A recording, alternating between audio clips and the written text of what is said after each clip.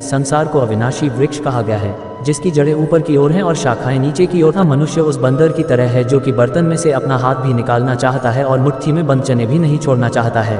जो मनुष्य मान प्रतिष्ठा और मोह से मुक्त है तथा जिसने सांसारिक विषयों में लिप्त मनुष्यों की संगति को त्याग दिया है, जो निरंतर परमात्म स्वरूप में स्थित रहता है, जिसकी सांसारिक कामनाएं पूर्ण रूप से समाप्त हो चुकी है। श्रीमद् भागवत गीता अध्याय 15 पुरुषोत्तम योग। इस अध्याय में भगवान श्री कृष्ण अर्जुन को मनुष्य शरीर, आत्मा और परमात्मा के संबंध तथा संसार के भव बंधनों को कैसे काटा जाए, इस विषय में समझते हैं और कहते हैं कि ऊर्ध्वमूलम् शाक्मश्वत्थ प्राहुरव्ययम् छंदांसि यस्य पर्णानि यस्तम वेद स वेदवित्। भावार्थ, श्री भगवान ने अर्जुन को एक वृक्ष का उदाहरण देकर समझाया कि इस संसार को अविनाशी वृक्ष कहा गया है, जिसकी जड़ें ऊपर की ओर हैं और शाखाएं नीचे की ओर, तथा इस वृक्ष के पत्ते वैदिक स्तोत्र है। जो इस अविनाशी वृक्ष को जानता है वही वेदों का जानकार है, अर्थात जिसने अपनी ज्ञानेंद्रियों के द्वारा इस संसार रूपी वृक्ष को जान लिया वो ही वेदों को भी जान सकता है। अधश्चोर्ध्वं प्रसृतास्तस्य शाखा गुण प्रवृद्धा विषय प्रवाला अधश्च मूलान्यनुसंततानि कर्मानुबंधिनी मनुष्य लोके। भावार्थ, इस संसार रूपी वृक्ष की समस्त योनियां रूपी शाखाएं नीचे और ऊपर सभी ओर फैली हुई हैं। इस वृक्ष की शाखाएं प्रकृति के तीनों गुणों द्वारा विकसित होती है।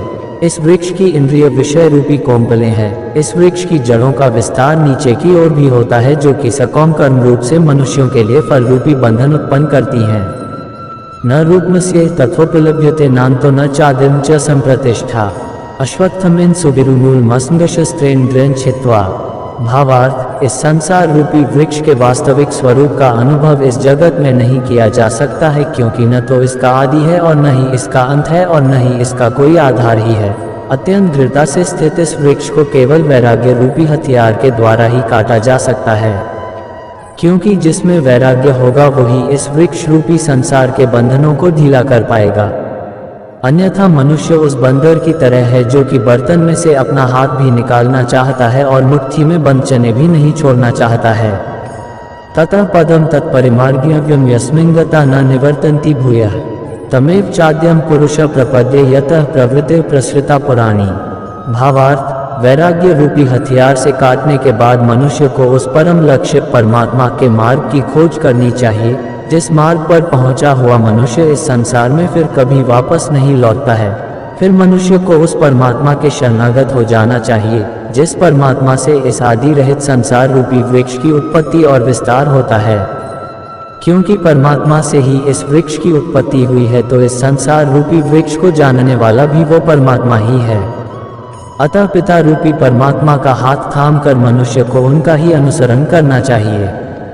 निर्मान्मोहा जित्न दोषाध्यात्म नित्या विनिवृत्त कामा द्वंद्वैर विमुक्ता सुख दुख संज्ञैर गच्छन्ति मूढ़ा पद्म व्ययम तत्। भावार्थ, जो मनुष्य मान प्रतिष्ठा और मोह से मुक्त है तथा जिसने सांसारिक विषयों में लिप्त मनुष्यों की संगति को त्याग दिया है, जो निरंतर परमात्म स्वरूप में स्थित रहता है, जिसकी सांसारिक कामनाएं पूर्ण रूप से समाप्त हो चुकी है और जिसका सुख दुख नाम का भेद समाप्त हो गया है, ऐसा मोह से मुक्त हुआ मनुष्य उस अविनाशी परम पद परम धाम को प्राप्त करता है। क्योंकि स्वयं परमात्मा कहते हैं कि निर्मल मन जन सो मोहि पावा, मोहि कपट छल छिद्र न भावा। इसलिए उस अंतिम सत्य और आनंद को पाने के लिए चतुराई छोड़कर मनुष्य को भोला भक्त बन जाना चाहिए। न तद्भास्यते सूर्यो न शशांको न पावकः यद्गत्वा न निवर्तन्ते तद्धाम परमं माम। भावार्थ, भगवान श्री कृष्ण अर्जुन को अपने धाम के विषय में बताते हुए कहते हैं कि उस परम धाम को न तो सूर्य प्रकाशित करता है, अर्थात न वहाँ सूर्य निकलता है और न ही अस्त होता है, न चंद्रमा प्रकाशित करता है और न ही अग्नि प्रकाशित करती है, जहाँ पहुँचकर कोई भी मनुष्य इस संसार में वापस नहीं आता है, वही मेरा परम धाम है। अर्थात उस धाम में जहाँ अंधेरे का नाम ही नहीं है, वहाँ चारों ओर प्रकाश ही प्रकाश है। उस परम धाम को कृष्ण कहते हैं कि वह मेरा धाम है, जहाँ से मनुष्य कभी वापस संसार में सुख दुख भोगने के लिए नहीं आता और पूर्ण शांति को प्राप्त करता है। अगले भाग में भगवान श्री कृष्ण आत्मा, शरीर, परमात्मा और उसके स्वरूप का वर्णन करते हैं। जय श्री कृष्ण।